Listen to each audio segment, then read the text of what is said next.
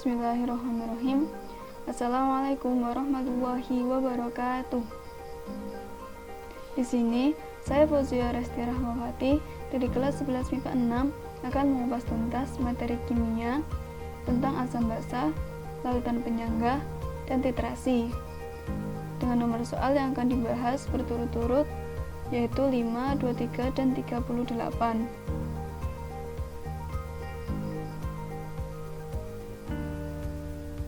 Masuki pembahasan yang pertama, yaitu pembahasan soal tentang larutan asam basa. Dengan soal, perhatikan data hasil uji terhadap dua jenis larutan dengan menggunakan 4 jenis indikator di bawah ini. Pertanyaannya adalah perkiraan pH untuk larutan X dan larutan Y secara berurutan adalah. Menuju ke pembahasan soal.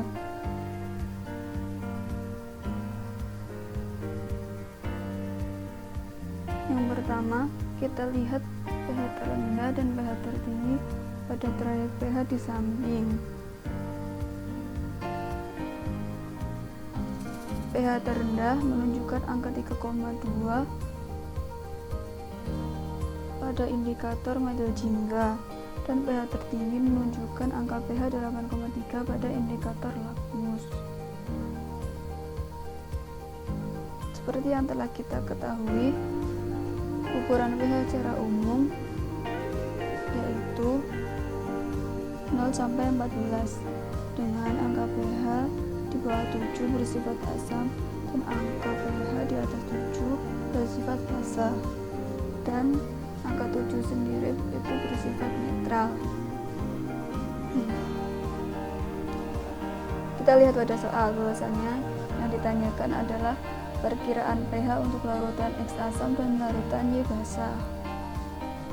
Selanjutnya kita lihat perubahan warna pada indikator yang memiliki pH terendah yaitu metil jingga dengan trayek pH 3,2 sampai 4,4 adalah dari merah kuning menjadi kuning jingga.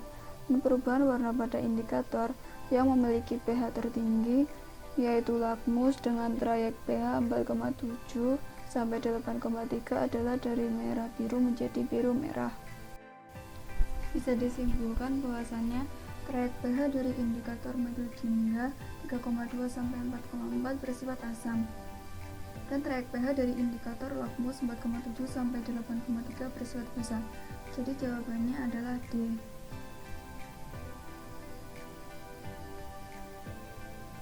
Menuju ke pembahasan soal selanjutnya yaitu pembahasan soal tentang larutan penyangga. Dengan soal, larutan asam asetat Ka sama dengan 1,7 dikali 10 pangkat 5 mempunyai harga pH yang sama dengan larutan HCl 2 kali 10 pangkat 3 M. Konsentrasi larutan asam asetat adalah, langsung kita bahas. Diketahui KaCH3COH sama dengan 1,7 kali 10 pangkat 5. pH CH3COH sama dengan pH HCl. MHCl sama dengan 2 kali 10 pangkat 3. Lalu ditanya konsentrasi CH3COOH. Jawabannya adalah yang pertama kita mencari H+.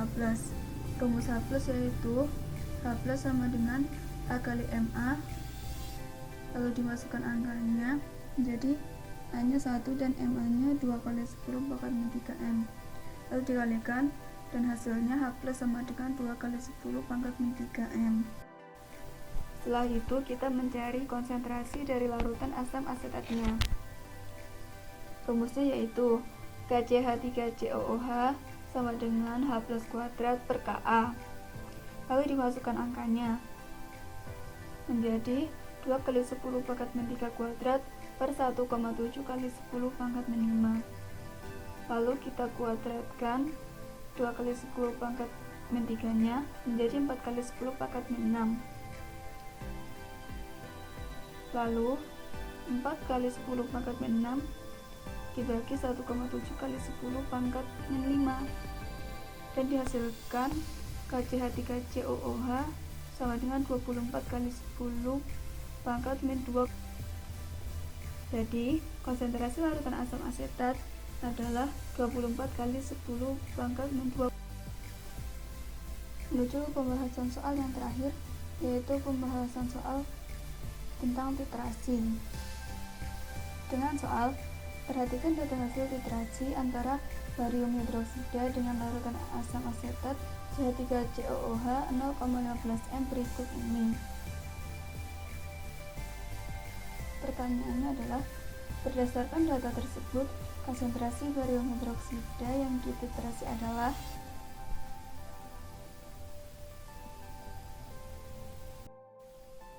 Menuju ke pembahasan soal titrasi. Nah, dari data tersebut bisa kita lihat bahwasanya ada perbedaan pada volume CH3COOH. Pada percobaan pertama, volumenya 39,8 ml. Pada percobaan kedua, volumenya 40,0 ml. Pada percobaan ketiga, volumenya 40,2 ml. Maka dari 3 percobaan tersebut, kita ambil rata-ratanya menjadi 40,0 ml.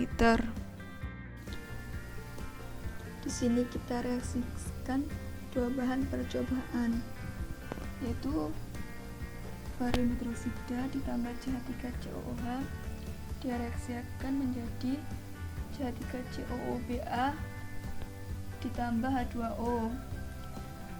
Nah, bisa kita lihat yang diketahui adalah volume 1 sama dengan 30 ml, valensi 1 sama dengan 2, molar 2 sama dengan 0,15 M, volume 2 sama dengan 40 ml, valensi 2 sama dengan 1. Dan ditanya M1 nya.